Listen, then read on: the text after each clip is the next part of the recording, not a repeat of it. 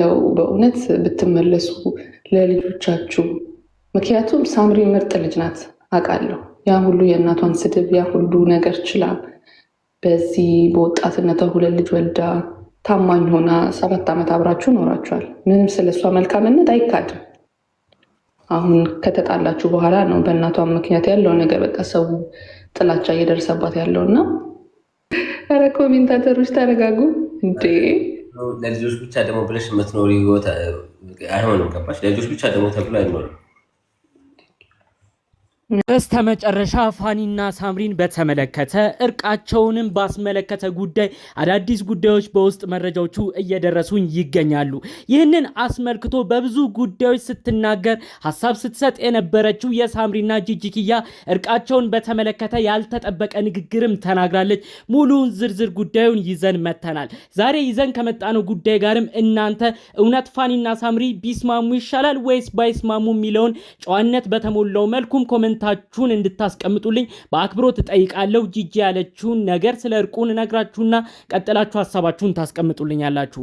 ሰላም ጤና ይስጥልን ውድ ሀገሬ ልጆች፣ በያላችሁበት ሰላማችሁ ይብዛልኝ።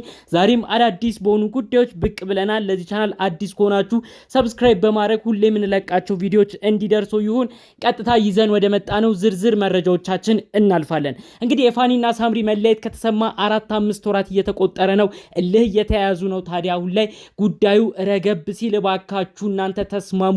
ከድሮ ጀምሮ የምናቃችሁ የእናንተ ተከታታዮች በጣም ደብሮናል በመጣላታችሁ እያሉ ሐሳብ አስተያየት እየሰጡ ነው። በቪዲዮ መግቢያም እንደተመለከታችሁት ታዲያ እንግዲህ ፋኑኤል ቲክቶክ ላይ በነበረው የላይቭ ቆይታ ከወንድሙ ዳኒ ጋር ሆኖ ባሳለፈው ጊዜ እንግዲህ የተለያዩ ሐሳቦች ሰዎችን እያስገባ ሐሳብ ምክር ሲቀበል ነበር። ታዲያ ብዙዎቹ ያሉት ብትስማሙ እናንተን እኛ ከድሮ ጀምሮ ነው የምናቃችሁ እያሉ ብዙ ሰው መክሯቸዋል። ታዲያ ከነዛው ሁሉ ውስጥ ደግሞ የኛን ቀልብ የገዛው አንዲት እህታችን የተናገረችው አለ። በቪዲዮ መግቢያም አይታችሁታል ብዬ አስባለሁ። ታዲያ ይህች እህታችን የተናገረችው ነገር ምንድነው? እናንተን እኮ እኛ ከበፊት ጀምሮ ነው የምናቃችሁ፣ እባካችሁ ተስማሙ፣ ተታረቁልን። ፋኒ አንተም ቢሆን የድሮን ጊዜ አስታው። ሳምሪኮ አንተን ብላ በእናቷ በኩል ራሱ ብዙ ወቀሳ እየደረሰባት ትዳሯን አክብራ ወዴትም ሳትሄድ እናቷም ጋር ድርሽ ሳትል ካንተ ጋር የኖረች ነች። እባካችሁ ስትጣሉ ሁሉ ክፉ ነገር እየታያችሁ ወደ ሌላ ነገር አትግቡ፣ ብትስማሙ ይሻላል በማለት እንግዲህ ሐሳቧን አስቀምጣለች። ታዲያ ሌሎች ደግሞ እንግዲህ ለልጆች ስትሉ ተስማሙ፣ ልጆች በመካከላችሁ የተፈጠሩት መጎዳት የለባቸውም እያሉ ደግሞ ስለ ልጆቹንም በማስታወስ ጭምር ሐሳብ አስተያየት የሚያደርሱ ሰዎችም ነበሩ ማለት ነው።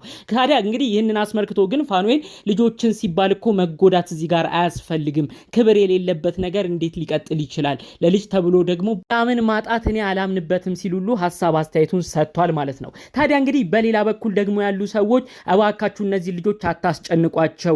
ፋኒ ብዙ ወቀሳ ብዙ ትችት እስከ ቤተሰቦቹ ተሰድቧል። ለምንድነው ወደ በፊት ህይወቱ እንዲመለስ የምታረጉት? ክብሩ ዝቅ ብሎ እንዴት ነው ትዳሩስ የሚቀጥለው? እባካችሁ ቆም ብላችሁ አስቡ። አንገብግበው ይገሉታል። እንዲስማሙም አያስፈልግም የሚላለ።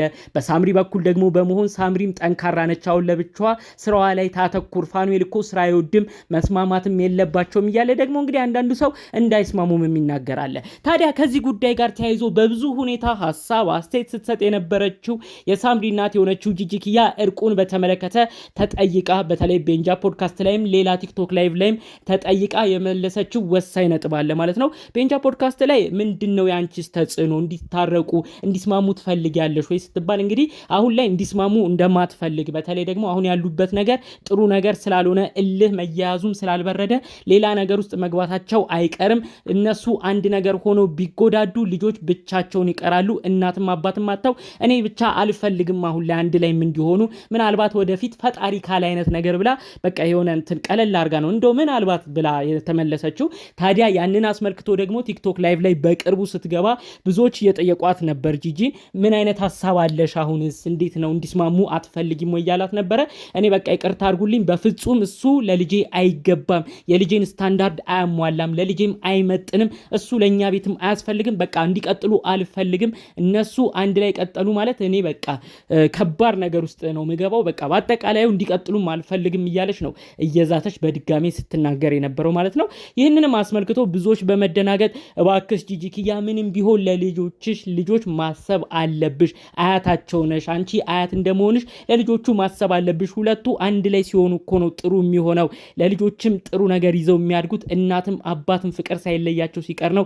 እባክሽ በዚህን ያህል ደረጃ ጠላት አትሁኚ በማለት ብዙዎች ሀሳብ አስተያየታቸውን ሲያደርሷት ነበር ማለት ነው። እንደው ታዲያ ከዚህ ጉዳይ ጋር ተያይዞ ግን ፋኑኤል አሁን ምክርም ሲሰማ በቪዲዮ መግቢያም እንደተመለከታችሁት ሲመክሩት የነበሩት ሰዎችን እንደምንም እየሰማ በቃ በሀሳባቸውም እየተስማማ ዝም ብሎ ሀሳቦቹን ሲቀበል ነበር። ግን አንዳንዶች ለልጆች ስትል እያሉ ሲደጋግሙበት ነው። ለልጅ ሲባል ክብር መናቅ የለበትም፣ ለልጅ ሲባል መዋረድም አያስፈልግም፣ ትዳር ላይ የሆነ ሬድ ላይን መስመር አለ እያለ ሁሉ ሲናገር የነበረው ማለት ነው። ከዚህ በፊትም ተጠይቆ ደግሞ ይህንኑ አስመልክቶ በተለይ ደግሞ ትዳሬ አበቃለት ብሎ የተናገረበት ወሳኝ ቀን ነበረ። እሱም ፋኑኤል ታዲያ ትዳሬን እኔ የቆረጥኩበት ቀን እናቷ ጂጂኪያ እኔን ሊደፍረኝ ነበረ፣ ፋኑኤል ሊደፍረኝ ነበር ብላ ያወራሽ ቀን እኔ በቃ ትዳራችን እንደማይቀጥል ያኔ ነበር ያወቅኩት ብሎ ሁሉ በሆነ ጊዜ ደግሞ የተናገረው ንግግር አለ።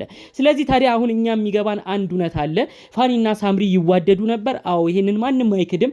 7 ዓመት አብሮ መኖር አይቻልም አንድ ሰው ሳይዋደድ፣ ለዛውም ገና በ10 ቤት ዕድሜ ተዋውቆ ወዴትም ሳያዩ አብረው ዘልቀው ልጆች ወልደው በልጆች ተባርከው እዚህ መድረስ ቀላል አይደለም። የእውነት ለመናገር ዛሬ መለያየታቸው ሲሰማ ጥል ላይ መሆናቸው ሲሰማ አንዱ የአንዱን ወቀሳ እያበዛ ብዙ ነገር ይናገራል እንጂ የእውነት በፊት የሚያውቃቸው ዩቲዩብ ተከታታያቸው ሁሉም ይመሰክራል እኔ ስለነበራቸው ፍቅር ስለነበራቸው አንድነት። ስለዚህ እባካችሁ በእነዚህ ሰዎች መካከል ያላችሁ ፋኒን ደግፋችሁ ሳምሪን የምትወቅሱ፣ ሳምሪን ደግፋችሁ ፋኒን የምትወቅሱ ቆም ብላችሁ ለማሰብ ሞክሩ። ምንም ቢሆን ልጆች ወልደዋል።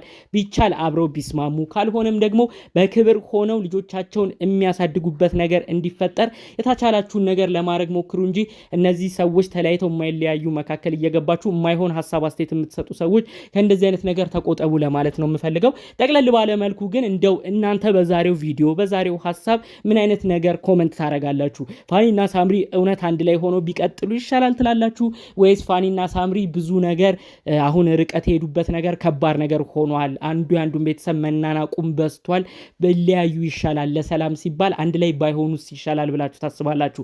እስቲ ጨዋነት በተሞላበት መልኩ ሀሳብ አስተያየታችሁን በኮመንት አስቀምጡልኝ። እንግዲህ ጠቅለል ባለ መልኩ ይዤላችሁ የመጣሁት መረጃ ዛሬ እንግዲህ የፋኒና ሳምሪን አዲስ ጉዳይ በተለይ እርቃቸውን በተመለከተ ፋኒን ብዙዎች ስለሚለምኑት ጉዳይ ነበር ይዤ የመጣሁት። በሌሎች ቪዲዮቻችን እስክንገናኝ ድረስ ሰላሙን ሁሉ ተመኘውላችሁ። ሰላም።